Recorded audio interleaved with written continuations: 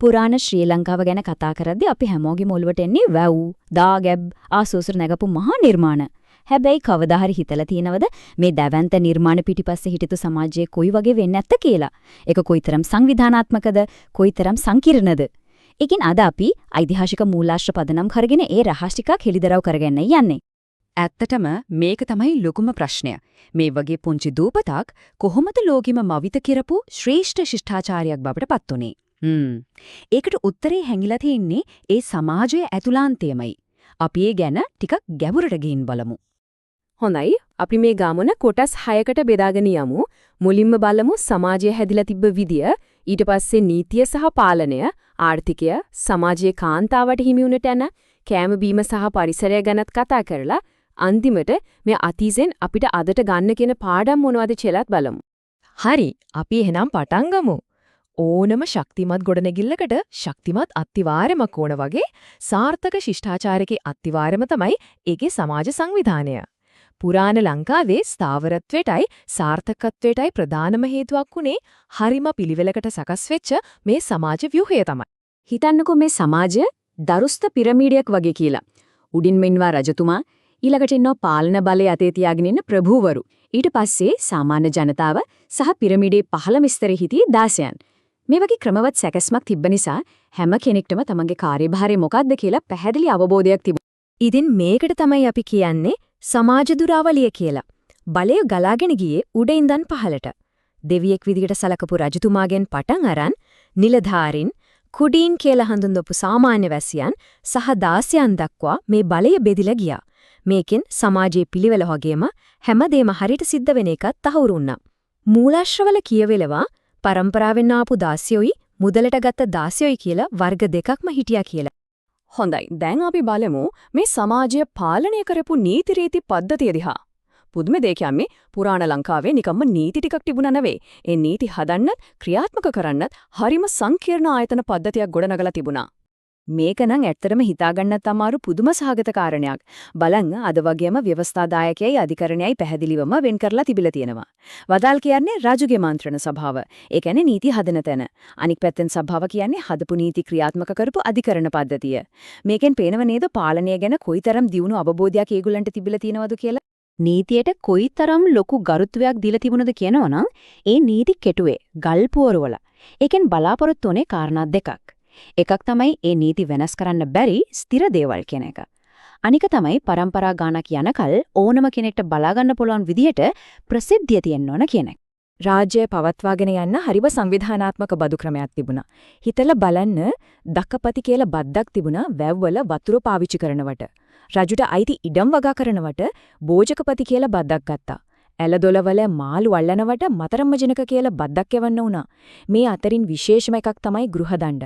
ඒ කියන්නේ ගමක අපරාධකාරයෙක් අල්ලගන්නකම් මුළු ගමමෙන්ම දඩයක් අය කරපු එක. බලන්න මේ ක්‍රමය කොච්චර සංවිධානාත්මකද කියලා. හරි, එහෙනම් අපි යමු ඊළඟ කොටසට. බලමු මේ ශිෂ්ටාචාරයේ නහරවල දිවගිය ලේ වගේ වුණු ආර්ථික ක්‍රම ගැන. මුලින්ම තිබුණු සරල බඩු හුවමාරුවේ ඉඳලා විධිමත් මුදා ක්‍රමයන් දක්වා මේ ආර්ථිකයේ දියුණු වුණු විදිය ඇත්තකම පුදුමයි. අපිට ප්‍රධාන අධ්‍යයන තුනක් දකින්න පුරවන්. මුල්ම කාලේ තිබුණේ භාණ්ඩ හුවමාරු කරන ක්‍රමය. ඊට පස්සේ ක්‍රිස්තුපූර්ව 250 දී විතර ඉන්දියාවෙන් ගෙනාපු හස්ත සංඥා සහිත කාසි පාවිච්චි කරන්න පටන් ගත්තා. හැබැයි ලොකුම පිම්ම පනින්නේ ක්‍රිස්තුපූර්ව පළවෙනි සියවස වෙද්දි. ඒ තමයි ලංකාවෙම අපේම කාසි නිපදවන්න පටන් ගත්ත එක. මෙන්න බලන්න වම් පැත්තෙන් තියෙන්නේ ඉන්දියාවෙන් ගෙනාපු කහපන් කියන කාසි වර්ගය. දකුණු පැත්තෙන් තියෙන්නේ අපේම අනන්‍යතාවය එක්ක ලංකාවෙම හදපු ඇතා සහ ස්වස්තික කාසිය. මේකෙන් නිකම්ම වෙළඳාම නෙවෙයි ස්වයංපෝෂිත ආර්ථිකයක් කරා ගිය ගමන හරි අපූර්වට නිරූපණය වෙනවා.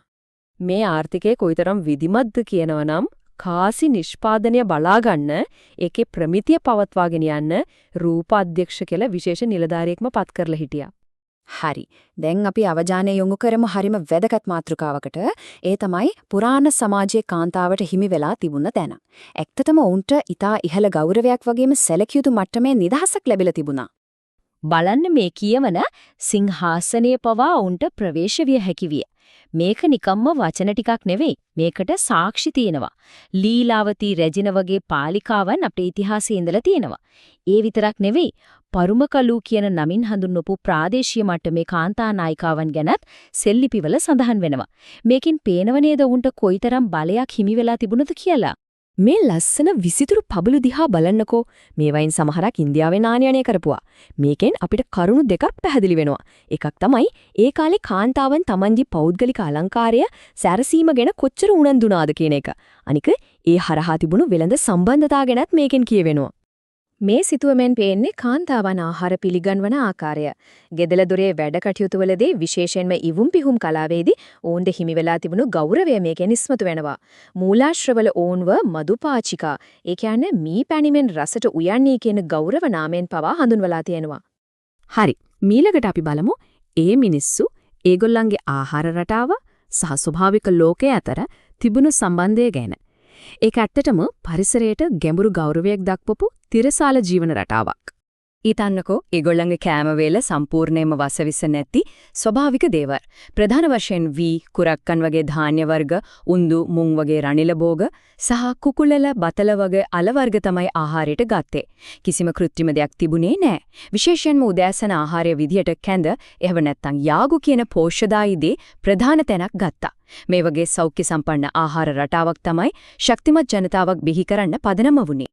මේ 19 වෙනි සේවසේ පන්සල් සිතුවමක් වුණත් ඒකෙන් කියවෙන කතාවම හරිම පරණයි. කාලාන්තරයක් තිස්සේ පැවතෙන දෙයක්. ඒ තමයි සෝභා දහමට සහ එහි ඉන්න හැම ජීවියෙක්ටම දක්වපු ගැඹුරු සම්බන්ධය සහ ගෞරවය. වනාන්තර, ජල මූලාශ්‍ර සහ සතුන් ආරක්ෂා කරන විශේෂ රාජකීය නියෝග පවා ඒ කාලේ පනවලා තිබුණා. හොඳයි. අපි දැන් මේ විස්තර කරපු ශ්‍රේෂ්ඨ ශිෂ්ටාචාරයේ ප්‍රධාන කුළුණු මොනවද කියලා එකට එකතු කරලා සාරාංශයක් විදිහට බලමු. එකෙන් මොනවද මේ ශ්‍රේෂ්ඨ ශිෂ්ටාචාරයේ රහස්? එකක් තමයි පැහැදිලි වගකීම් තියෙන මනාව සංවිධානය වුණු සමාජ ක්‍රමයක්. යුක්තිය තහවුරු කරපු දියුණු නීති සහ පාලන පද්ධතියක්. කාලයට ගැළපෙන විදිහට දියුණු වුණු කාර්යක්ෂම ආර්ථිකයක්. කාන්තාවගේ නිදහසට සහ ගෞරවයට ඉඩ දීපු සංස්කෘතියක්. වාසවිසෙන් තොර ස්වභාවික ආහාර මත පදනම් වුණු සෞඛ්‍ය සම්පන්න ජීවන රටාවක්. සහ නීතියෙන් පවා ආරක්ෂා කරපු පරිසරයට දැක්වූ ගැඹුරු ගෞරවයක්. ඉතින් අවසාන වශයෙන් අපි අපලෙම මේ ප්‍රශ්නේ අහලා බලමු. අතීතයේ තිබුණ මේ ශක්තින් අද අපි මුහුණ දෙන අභියෝග ජය ගන්න අපිට ආදර්ශයක් කරගන්න බැරිද? මේ ගැන හිතන්නට යමක් ඉතිරි කරමින් අදට අපි විග්‍රහය අපි මෙතනින් නිමා කරනවා.